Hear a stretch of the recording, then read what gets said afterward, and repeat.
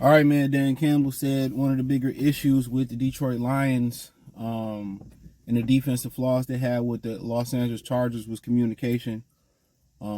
He basically said they can't live in two worlds. Basically, they they they just wasn't on the same accord. Let's talk about it. Thumbs up the video, share the video, subscribe to the channel. Next subscribe button is the bell icon button.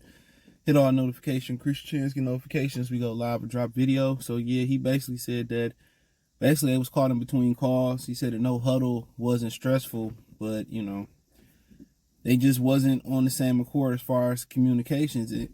Excuse me. In my opinion, hold on, I dropped something. Look, it is what it is. He gone, though. He gone. But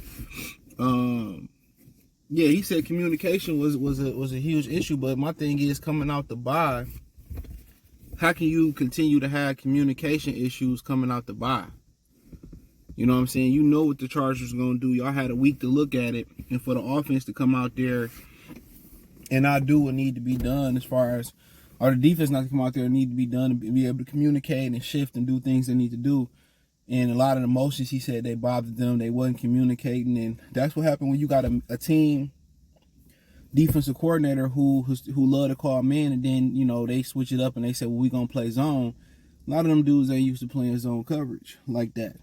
And they said that's why they had some blown assignments. I mean, it would have been a touchdown had Jerry Jacobs not held Quentin Johnson on that one play, where the safety bit down like he was robbing, and he left his responsibility. His responsibility is to protect the end zone, to protect the back half of the field in single high. There's no defender behind him. That's why it's called safety. It's the last guy, safe. So yeah, that kind of was a little bit of an issue, but he said he feel comfortable confident that they can fix these communication issues they had. And like I said, you had a week to get ready.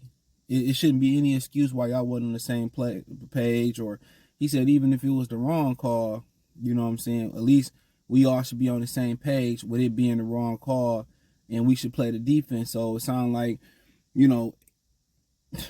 wasn't getting the plays in clean enough. It sounded like it wasn't communicated what they was running, and then when they picked up the no huddle, then you just rushing. And in my opinion, if it's that greasy, then you just go 2-man under. Everybody know their responsibilities damn near. Or you go combination, you go zone and you hit somebody, you go man, zone in the back half, 2-man under in the back with 2 safeties deep, go to linebacker that's going to play underneath, play the middle of the field in the zone, and you go man everywhere else. You know what I'm saying? That soft zone they was playing was terrible. And once again, it kind of shows some inability on Aaron Glenn's side of the field. In the beginning, they did a great job of holding the Chargers down. Chargers made an adjustment. Aaron Glenn never made another adjustment. That was some SOL stuff. You have to be able to make the adjustment. You're coming off a bye. Why ain't your plays being called clean? Why y'all getting into why y'all, one part of the defense is playing this and the next part is playing this. And then he talked about the pass rush and how they not winning the one-on-one reps and all that. Then you got to scheme it up. Aiden Hutchinson was the only one to register a quarterback hit. Him and Kaminsky got close a couple of times. They getting close. They getting close. But Aiden Hutchinson just need that other guy to help. And then again, when you put your faith in Levi and Azorki, he come up short. When you put your faith in Josh Pascal, I guess he's still trying to work his way back. I don't know what's going on with him. James Houston won't be back anytime soon. They announced on Tuesday he will not be back anytime soon. So you can't count on him to come back anytime soon. So to be honest, now you got to find ways to manufacture pressure. And I questioned them bringing back Romeo, Julian, and Charles Harris. They all washed. Julian, the only one that got something in the tank left. Romeo was done. He washed. Charles Harris, he had one good year here. He washed. You know what I'm saying?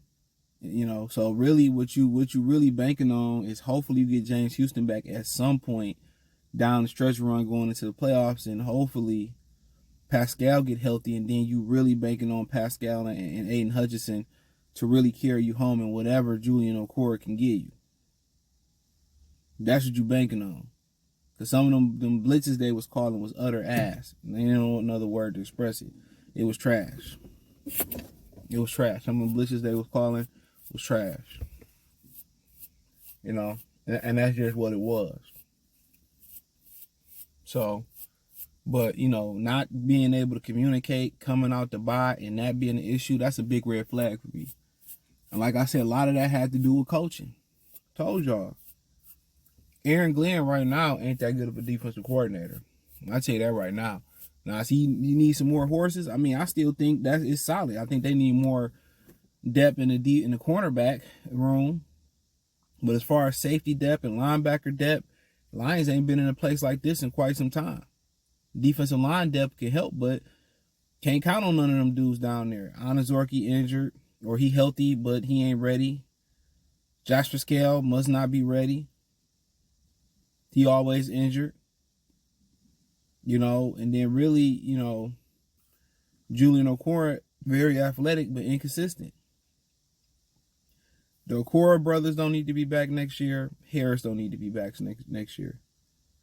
And I'm really leaning on Anazorki and Pascal not needing to be back neither. You might as well cut them motherfuckers and get rid of them because availability is the best ability. And excuse my language, but it's just true. They don't need to be back next year neither. If they can't get in here and help you win down the stretch and get healthy and do something significant, why am I keeping them on the roster? You know, for what? For what? They came in the league injured and they ain't playing in the league injured. Ain't no point in keeping them. I can take that roster spot and find somebody else who's gonna be available who can play and contribute. And that's what I'm saying. But you know, communication part coming off a bye, that raises concern. It raises a lot of concern.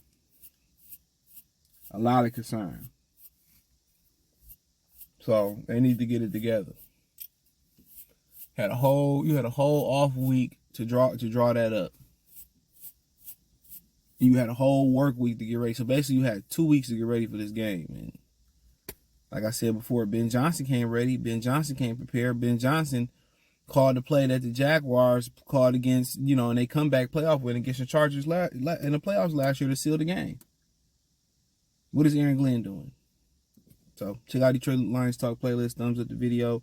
Share the video. Subscribe to the channel. And the subscribe button is the bell icon button. Hit all notifications. Increase your chance. Get notifications. We go live or drop video. Financially want to support the channel. Cash App $ CJ Good 313. Venmo CJ Good 313. PayPal link in the description. Hit the link tree. Find me on Twitch, Twitter, Instagram. Twitter, Instagram, Spotify, Cash App, Venmo, PayPal. Peace.